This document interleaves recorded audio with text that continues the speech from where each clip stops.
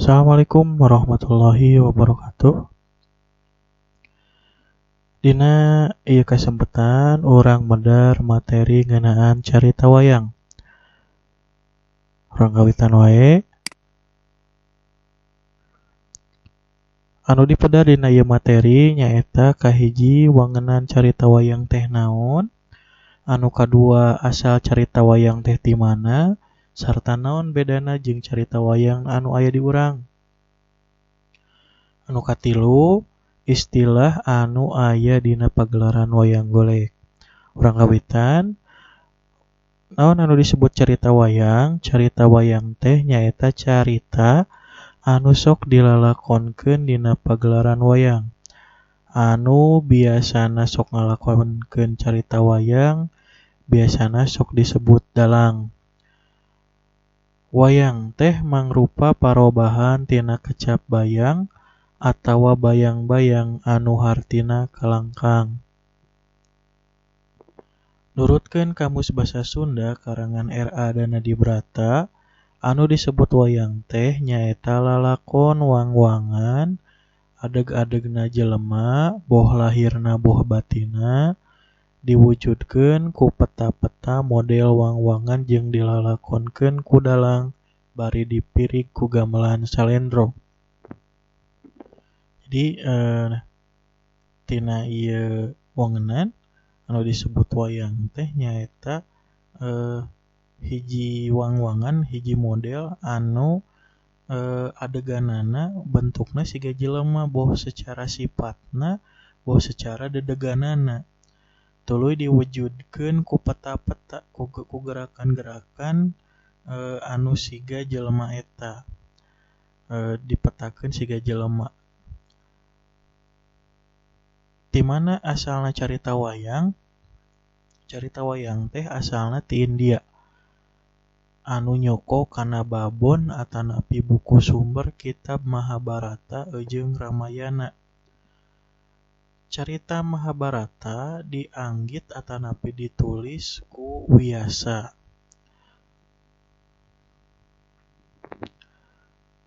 Ieu teh nyaritakeun kisah peperangan antara pihak Pandawa jeung Kurawa.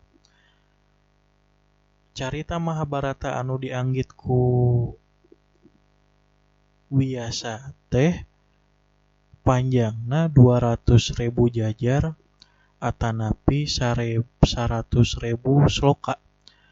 Ieu mangrupa panjangna sadunya. Anu kadua, carita anu nyoko kana babon Ramayana. Tadi mah Mahabharata, ieu mah Ramayana. Tah, Ramayana mah dianggitna teh ku Walmiki, ditulisna teh ku Walmiki. Ieu nyaritakeun kisah Ramayana Sri Rama jeung Sinta anu di Sintana teh diculik ku Dasamuka sarta ditulungan ku Hanuman atanapi monyet bodas teh anu sakti. Tah, Ramayana mah panjangna teh 48.000 jajar atanapi 24.000 sloka. Bedana carita wayang di urang jeung di India, tah ieu bedana upami digambarkeun mah siga kieu. Di urang mah aya tokoh Panakawan. Panakawan teh diantarana nyaeta Semar. Tuluy Semar miboga budak nu ngaranna Cepot. Cepot boga adi nu ngaranna Dawala jeung Gareng. Di India mah teu aya tokoh Panakawan teh. Anu kadua,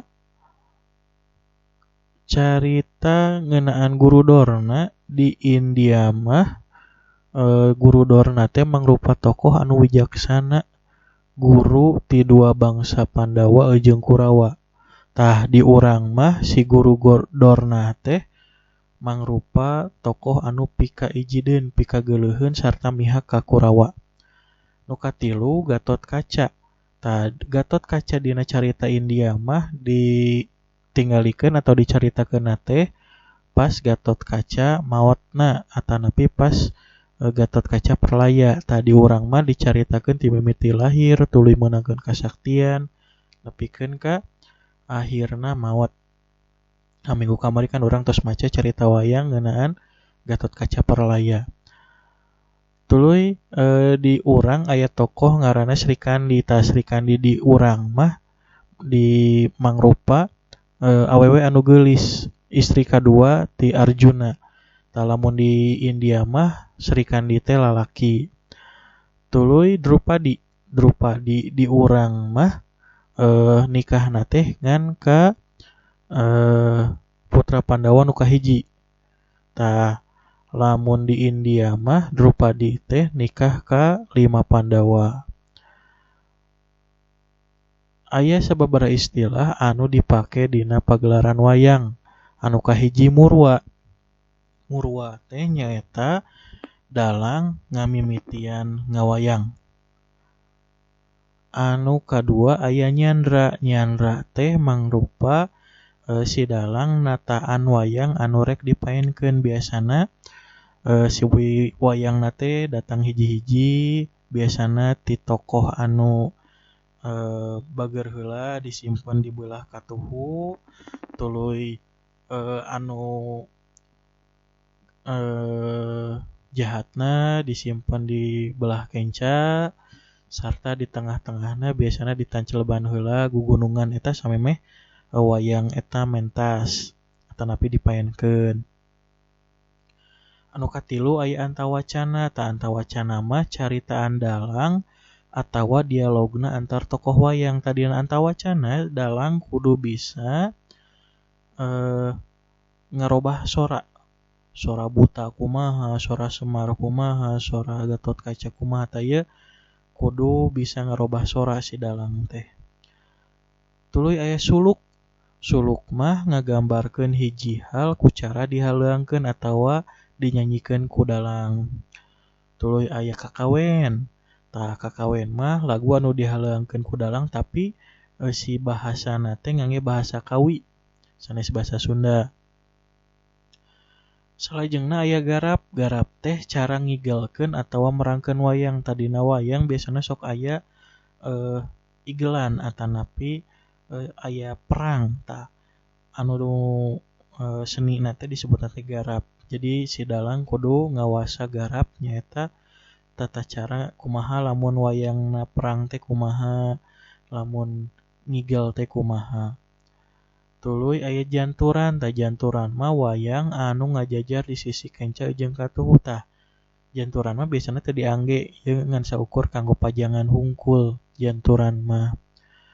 Tuluy aya tuding. Dina wayang babagian wayang aya tuding. Tuding teh gagang leungeun paranti diigelkeun. Eta biasana sok ngahiji jeung leungeun gagang anu dua teh.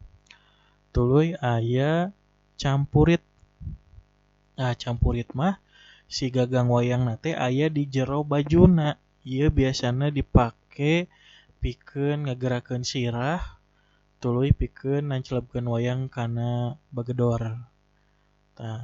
Aya campala. Campala mah nyaeta panakol tina kai, paragi dalang keketrok kana kotak jeung nakol kekecrek. Lamun misalkeun urang inget keneh aya acara UPJ sok aya mimitina teh dicaritakeun torok tok tok tok tok lain tarak takdung 2020 nya ieu mah. Tuluy aya bagedor. Tadi terus disebatkeun bagedor nyaeta gebog cau paranti nancelepkeun wayang. Teras aya gugunungan. Gugunungan mah mangrupa parabot anu ditancelepkeun dina gebog. Sok dipake pikeun isyarat nunda atawa nyamper caritaan ku dalang. Tuluy aya sinden. Sinden mah nyaeta anu ngawih dina pintonan wayang atawa kesenian tradisional anu sejen. Lajeng nu terakhir aya nayaga. Nayaga mah nyaeta tukang nabeuh gamelan. Sakitu anu tiasa dipedar dina kasempetan ieu. Hapunten bilih aya kalepatan ketepang di dina materi salajengna. Kada hilap damel resumena kempelkeun dina Google Classroom. Wabillahi taufiq wal hidayah. Wassalamualaikum warahmatullahi wabarakatuh.